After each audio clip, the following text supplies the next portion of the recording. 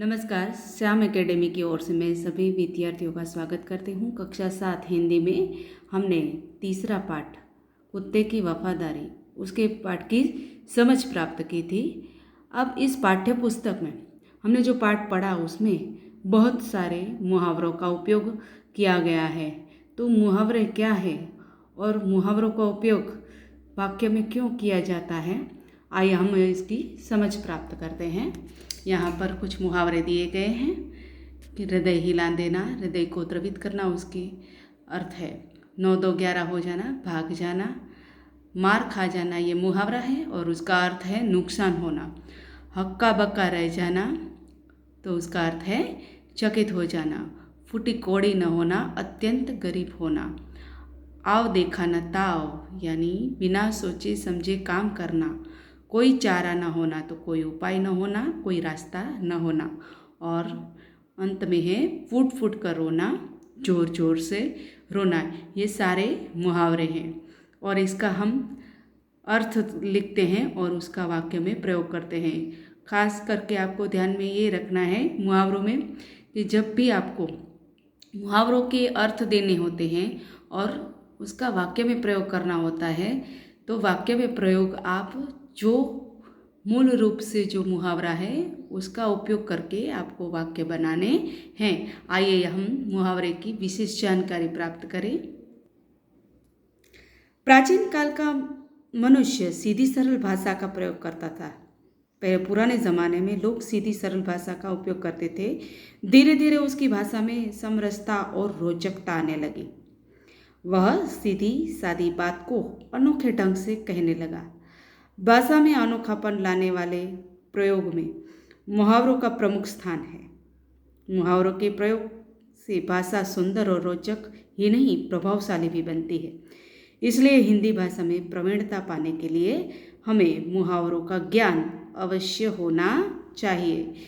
तो मुहावरे किसे कहते हैं कि जब कोई शब्द या शब्द समूह अपने सामान्य अर्थ को छोड़कर विशिष्ट और लाक्षणिक अर्थ को सूचित करता है, तब उसे मुहावरा कहते हैं। यहाँ पर देखिए, आपने मुहावरा है तो मुहावरे में बहुत सारे शब्दों का प्रयोग किया गया है। तो बहुत सारे शब्द यानी शब्द समूह का उपयोग करके उसका जो विशेष अर्थ प्रकट होता है उसे मुहावरा कहते हैं। मुहावरे प्रायः पशुओं, पक्षियों, प्राकृतिक पदार्थों, कुछ विशेष स्थानों या शरीर के अंगों के आधार पर बनते हैं। इनका सांकेतिक अर्थ बड़ा गहरा होता है। जैसे जबान का धनी होना, ये मुहावरा है। तो ऊपरी तौर से हम इसका अर्थ है देखते हैं कि जबान रूपी धन वाला, परंतु वास्तव में इसका अर्थ है अपने वादे को निभाने वाला। तो इसी तरह एक मुहावरा है श्री गणेश करना। इसका लाक्षणिक अर्थ है प्रारंभ करना। हम कोई भी अच्छा कार्य शुरू करने से पहले श्री गणेश को याद करते हैं। तो यहाँ पर श्री गणेश करना यानी कोई नया काम शुरू करने पर लोग नया काम शुरू करते हैं, ऐसा कहते हैं श्री गणेश करना। अब यहाँ पर जो मुहावरे दिए गए हैं उनका वाक्य में हम प्रयोग करते हैं।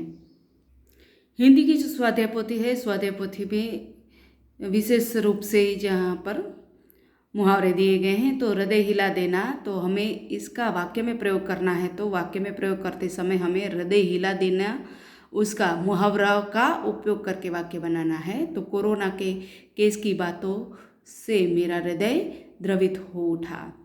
मार खा जाना तो बहुत नुकसान होना, युद्ध से हमारे देश को बहुत नुकसान होगा।